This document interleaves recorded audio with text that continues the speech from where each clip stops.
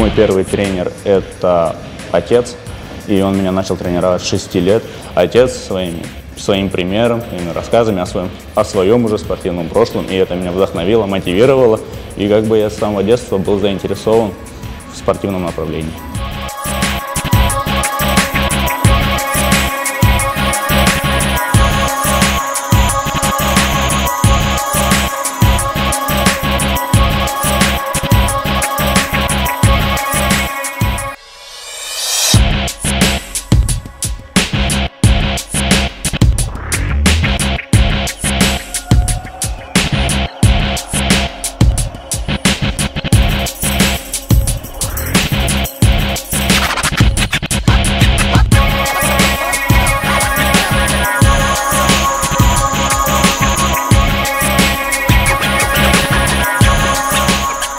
Достаточно разносторонний человек, я всем увлекаюсь, так как моя жизнь была связана с медициной, сейчас она связана с получением больше педагогического образования.